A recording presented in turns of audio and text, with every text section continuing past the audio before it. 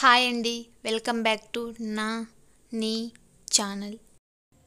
ఈరోజు మనం భారత రాజ్యాంగం గురించి తెలుసుకుందాం. భారత రాజ్యాంగం అంటే ఏంటి? భారత రాజ్యాంగాన్ని ఎందుకు రూపొందించాల్సి వచ్చింది? ఈ భారత రాజ్యాంగం వల్ల ప్రజలకు ఏమి ఉపయోగాలు ఉన్నాయి అన్న విషయాల గురించి ఈ వీడియో ద్వారా తెలుసుకుందాం.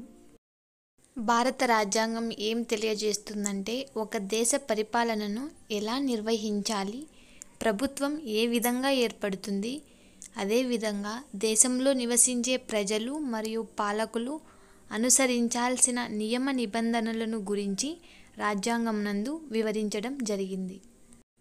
రాజ్యాంగం అనేది ఒక దేశానికి అత్యున్నత శాసనంగా కొనసాగుతుంది.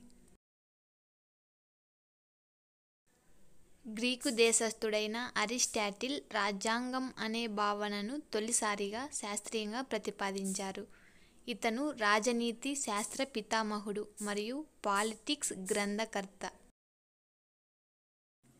గ్రీకు దేశస్థుడైన అరిస్టాటిల్ సుమారు 158 రాజ్యాంగాలను సమగ్రంగా అధ్యయనం చేశారు. ప్రపంచంలోనే తొలి రాజ్యాంగం గల దేశం బ్రిటన్ అయినప్పటికీ ఇది అలిఖిత రాజ్యాంగం.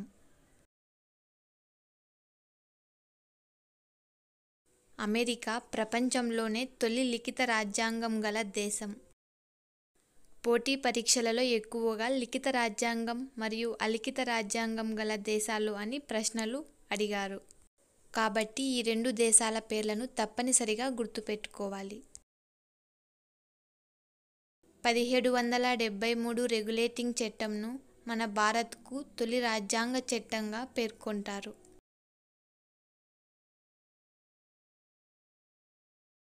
బ్రిటిష్ వారు మన దేశంలో ఉన్నప్పుడు ఈస్ట్ ఇండియా కంపెనీ కార్యకలాపాలను నియంత్రించేందుకు 1773 రెగ్యులేటింగ్ చట్టంను ఏర్పాటు చేయడం జరిగింది.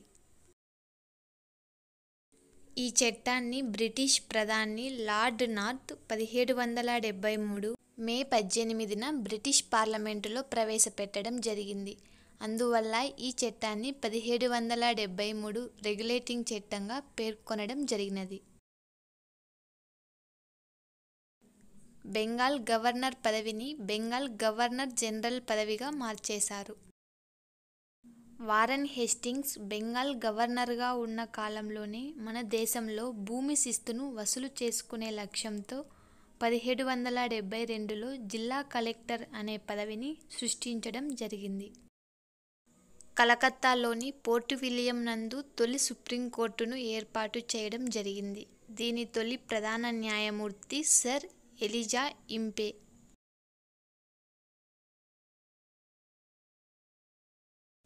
ఒక దేశ రాజ్యాంగాన్ని రూపొందించేందుకు ముందుగా ఏర్పాటు చేయబడేదే రాజ్యాంగ సభ లేదా రాజ్యాంగ పరిషత్. అమెరికా ప్రపంచంలోనే రాజ్యాంగ సభను ఏర్పాటు చేసిన తొలి దేశం. అమెరికా ఏర్పాటైన తొలి రాజ్యాంగ సభ పేరు ఫిలడెల్ఫియా కాన్వెన్షన్. ఈ రాజ్యాంగ సభను క్రీస్తు శకం 1787లో ఏర్పాటు చేశారు.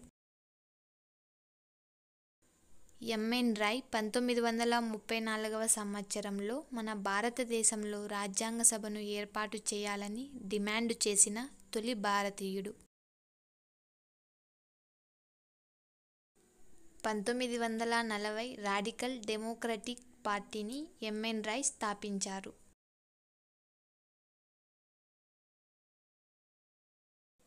భారతీయులకు రాజ్యాంగ సభను ఏర్పాటు చేయాలని చెప్పిన తొలి వ్యక్తి ఎంఎన్ రాయ్ అయితే, మనకు రాజ్యాంగ సభను ఏర్పాటు చేయాలని డిమాండ్ చేసిన తొలి రాజకీయ పార్టీ స్వరాజ్య పార్టీ. మన భారత రాజ్యాంగంలో గల తొలి రాజ్యాంగ ప్రతులు.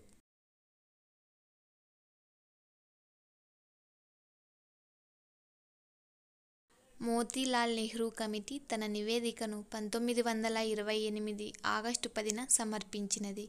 దీనిని భారతీయులు రాజ్యాంగ రచన కోసం జరిపిన తొలి ప్రయత్నంగా పేర్కొంటారు. మోతీలాల్ నెహ్రూ కమిటీ అమలులోకి రాకపోయినప్పటికీ చరిత్రలో నెహ్రూ రిపోర్టు 1928గా నిలిచిపోయినది. రాజ్యాంగ సభకు ఎన్నికైన ప్రముఖ మహిళలు, వారి ప్రత్యేకతల గురించి తెలుసుకుందాం. మొదటగా విజయలక్ష్మి పండిట్. విజయలక్ష్మి పండిట్ గారు యునైటెడ్ నేషన్ ఆర్గనైజేషన్ సాధారణ సభకు అధ్యక్షత వహించిన తొలి మహిళ. అదేవిధంగా భారత తొలి మహిళా రాయబారిగా సోవియట్ రష్యాకు వ్యవహరించారు. భారత్లో ఉత్తరప్రదేశ్కు తొలి మహిళా గవర్నర్గా వ్యవహరించారు. సరోజినీ నాయుడు గారు గవర్నర్ పదవిని బంగారు పంజరంలో రామచిలుక వంటిదని అభివర్ణించారు. హంసా మెహతా రాజ్యాంగ పరిషత్తులో మహిళలకు ప్రాతినిధ్యం వహించిన మహిళ. 1947 జూలై 22న రాజ్యాంగ పరిషత్తులో త్రివర్ణ పతాకాన్ని ప్రతిపాదించారు.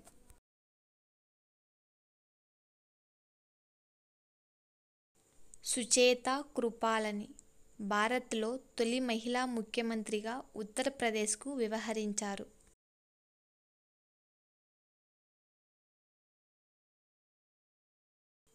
రాజకుమారి అమృతా కౌర్ భారత్లో తొలి మహిళా కేబినెట్ మంత్రిగా వైద్య ఆరోగ్య శాఖకు జవహర్లాల్ నెహ్రూ ప్రభుత్వంలో నిర్వహించారు. రాజ్యాంగ పరిషత్తుకు ఎన్నికైన ప్రముఖ తెలుగువారు. టంగుటూరి ప్రకాశం పంతులు 1953 అక్టోబర్ 1న ఏర్పడిన ఆంధ్ర రాష్ట్రానికి తొలి ముఖ్యమంత్రి. 1954లో ప్రకాశం పంతులు గారు ముఖ్యమంత్రి పదవికి రాజీనామా చేయడంతో ఆర్టికల్ 356 ప్రకారం ఆంధ్ర రాష్ట్రంలో తొలిసారిగా రాష్ట్రపతి పాలన విధించడం జరిగింది.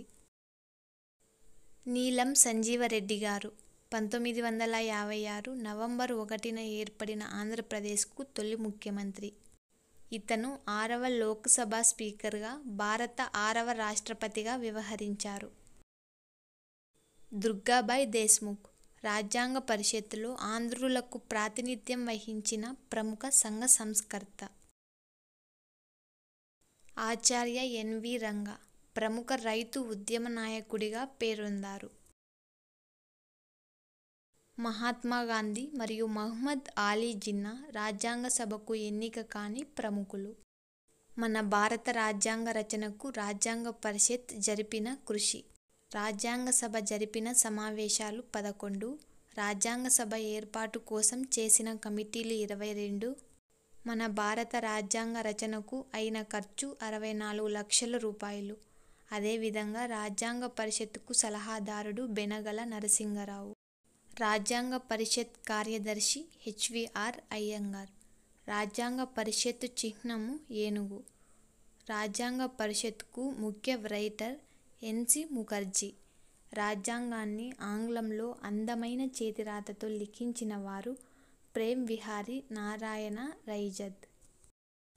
Doctor B R. అంబేద్కర్ గారు రాజ్యాంగ ముసాయిదా కమిటీ అధ్యక్షతన 1947 ఆగస్టు 29న రాజ్యాంగ ముసాయిదా కమిటీని రాజ్యాంగ పరిషత్ ఏర్పాటు చేసినది.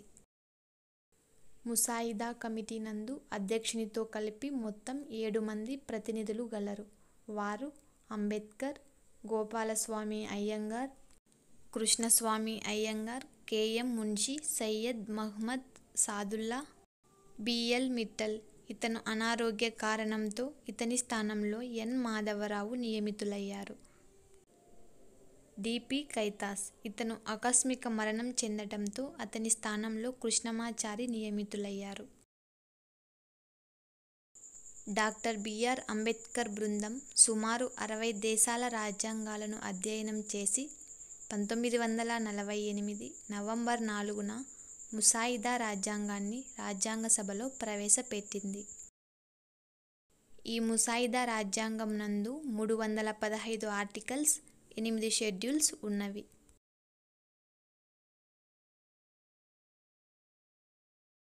రాజ్యాంగ పరిషత్, వాటి సమావేశాలు. 1946 డిసెంబర్ 9న సోమవారం రాజ్యాంగ పరిషత్ తొలి సమావేశం న్యూఢిల్లీలోని పార్లమెంటు సెంట్రల్ హాల్లో జరుగగా డాక్టర్ సచ్చిదానంద సిన్హా తాత్కాలిక అధ్యక్షునిగా, ఫ్రాంక్ యాంటోనీ తాత్కాలిక ఉపాధ్యక్షులుగా నియమితులయ్యారు. 1946 డిసెంబర్ 13న రాజ్యాంగ పరిషత్లో నెహ్రూ గారు ఉద్దేశాల తీర్మానం ప్రవేశపెట్టారు. ఉద్దేశాల తీర్మానంను లక్ష్యాల ఆశయాల తీర్మానం అని కూడా పిలుస్తారు. ఈ ఉద్దేశాల తీర్మానాన్ని రాజ్యాంగ పరిషత్ 1947 జనవరి 22న ఆమోదించింది. జవహర్లాల్ నెహ్రూ గారు లక్ష్యాల ఆశయాల తీర్మానాన్ని అంటే ఉద్దేశాల తీర్మానాన్ని మనం ప్రజలకు చేసిన పవిత్ర ప్రతిజ్ఞ అని అభివర్ణించారు.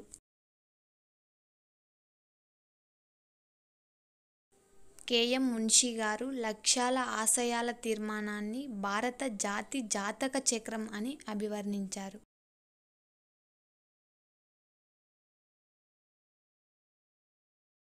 నవంబర్ 26 శనివారంన రాజ్యాంగాన్ని రాజ్యాంగ పరిషత్ ఆమోదించింది. మన దేశంలో ప్రతి సంవత్సరం నవంబర్ 26న జాతీయ న్యాయ దినోత్సవముగా జరుపుకుంటాము. రాజ్యాంగ పరిషత్ చివరి సమావేశం 1950 జనవరి 24న జరిగింది. ఈ సమావేశంలో మొత్తం 290 మంది సభ్యులకు గాను 280 మంది సభ్యులు రాత ప్రతిపై సంతకాలు చేశారు.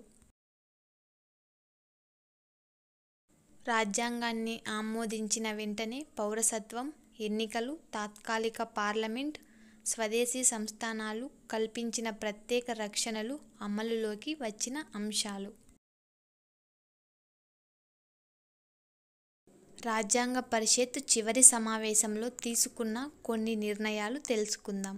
మొదటగా జనగణమనను జాతీయ గీతంగా ఆమోదించడం. రెండవది వందే మాతరంను జాతీయ గేయంగా ఆమోదించడం. మూడవది భారత రాష్ట్రపతిగా డాక్టర్ బాబు రాజేంద్ర ప్రసాద్ను ఎన్నుకోవడం.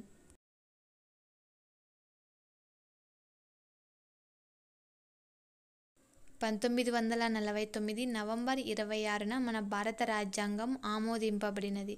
1950 జనవరి 26న అంటే గురువారం అమలులోకి వచ్చి మన భారతదేశంలో గణతంత్ర దినోత్సవంగా అవతరించెను. జనవరి 26న మన భారతదేశంలో గణతంత్ర దినోత్సవంగా జరుపుకుంటాము. మన భారత రాజ్యాంగం రచించడానికి పట్టిన కాలం 2 సంవత్సరాల 11 నెలల 18 రోజులు.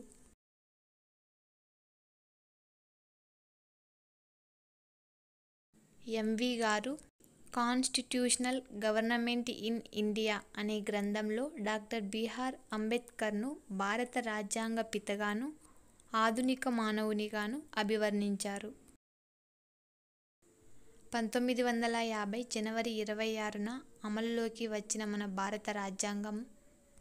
జనవరి 26న అమలులోకి వచ్చిన మన భారత రాజ్యాంగం నందు 395 ఆర్టికల్స్, 8 షెడ్యూల్స్, 22 భాగాలు ఉన్నవి.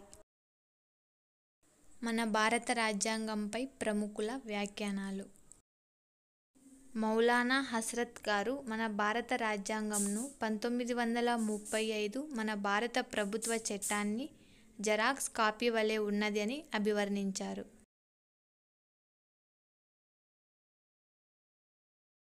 భారత రాజ్యాంగం సాధారణ పరిస్థితుల్లో సమైక్యగాను, అసాధారణ పరిస్థితుల్లో కేంద్రంగాను వర్ధిల్లుతుందని డాక్టర్ బిఆర్ అంబేద్కర్ గారు తెలిపారు. హెచ్.వి. కామత్ మన భారత రాజ్యాంగాన్ని ఇంద్రుని వాహనమైన ఐరావతంతో పోల్చారు. భారత రాజ్యాంగం అర్ధ సమైక్య అని కె.సి. వేర్ అభివర్ణించారు.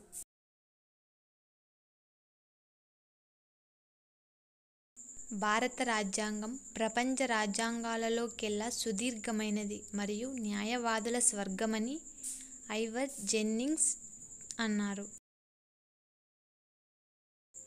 గాస్విల్ ఆస్టిన్ గారు మన భారత రాజ్యాంగం అందమైన అతుకుల బొంత మరియు ఇతర దేశాల నుండి గ్రహించిన అరువుల మూట అని తెలిపారు. సారీ ఫ్రెండ్స్, ఇక్కడ అరువులు లేకుండా కరువులు అని టైపింగ్ వచ్చింది.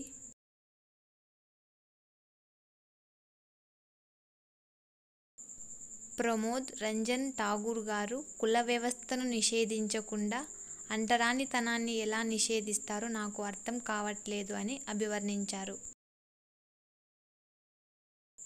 1950 జనవరి 26 నుండి మనం వైరుధ్యాలతో కూడిన సమాజంలోకి ప్రవేశించబోతున్నాం. రాజకీయాలలో సమానత్వం ఉంటుంది కానీ సామాజిక ఆర్థిక రంగాలలో అసమానత్వం కొనసాగుతుంది అని డాక్టర్ బిఆర్ అంబేద్కర్ గారు అన్నారు. భారత రాజ్యాంగానికి ఆధారాలు 1935 భారత ప్రభుత్వ చట్టం నందు మన భారత రాజ్యాంగంలో సుమారు 70% వరకు అంశాలను గ్రహించబడడం జరిగింది. అందుకే ఈ చట్టాన్ని భారత రాజ్యాంగానికి జెరాక్స్ కాపీ వలె పేర్కొంటారు. మరియు యూనియన్ పబ్లిక్ సర్వీస్ కమిషన్ను, అదేవిధంగా కేంద్ర రాష్ట్ర సంబంధాలు మరియు అఖిల భారత సమైక్య మొదలైన వాటిని ఈ చట్టం నుండి గ్రహించారు.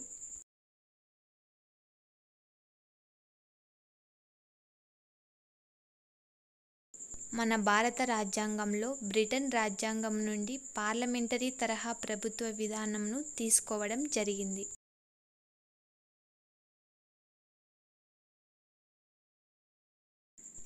అమెరికా రాజ్యాంగం నుండి లిఖిత రాజ్యాంగంను, రాజ్యాంగ ప్రవేశికను, ప్రాథమిక హక్కులను, న్యాయ సమీక్షాధికారంను, రాష్ట్రపతిని తొలగించే మహాభియోగ తీర్మానంను, ఉపరాష్ట్రపతి వ్యవస్థను ఈ రాజ్యాంగం నుండి తీసుకోవడం జరిగింది. ఐర్లాండ్ రాజ్యాంగం నుండి ఆదేశిక సూత్రాలను, నిర్దేశిక నియమాలలో రాష్ట్రపతి ఎన్నికా విధానంను, రాజ్యసభకు రాష్ట్రపతి 12 మంది సభ్యులను నామినేట్ చేసే విధానంను తీసుకోవడం జరిగింది. ఆస్ట్రేలియా రాజ్యాంగం నుండి ఉమ్మడి జాబితా, పార్లమెంటు ఉభయ సభల సంయుక్త సమావేశం, అంతర్రాష్ట్ర వర్తక వాణిజ్యం, స్వేచ్ఛ వాణిజ్య వ్యాపార చట్టాలను తీసుకోవడం జరిగింది.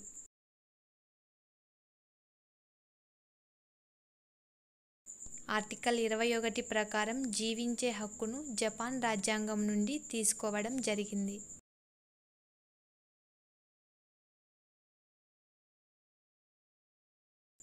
దక్షిణాఫ్రికా రాజ్యాంగం నుండి రాజ్యాంగ సవరణ విధానంను, రాజ్యసభ సభ్యుల ఎన్నిక విధానంను తీసుకోవడం జరిగింది.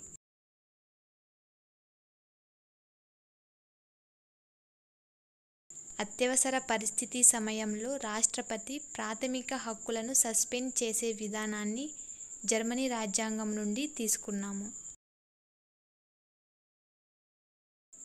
గణతంత్రం అనే భావనను, ప్రొటెం స్పీకర్ వ్యవస్థను మరియు స్వేచ్ఛ, సమానత్వం, సౌభ్రాతత్వం అనే ఆదర్శాలు ఫ్రాన్స్ రాజ్యాంగం నుండి తీసుకోవడం జరిగింది. కెనడా రాజ్యాంగం నుండి అవశిష్ట అధికారాలను కేంద్ర ప్రభుత్వానికి లభించడం, ఆర్టికల్ 143 ప్రకారం సుప్రీంకోర్టు యొక్క న్యాయ సలహాలు రాష్ట్రపతి కోరడం, బలమైన కేంద్ర ప్రభుత్వం అనే భావన మరియు కేంద్రం ద్వారా గవర్నర్ల నియామకంను కెనడా రాజ్యాంగం నుండి తీసుకోవడం జరిగింది.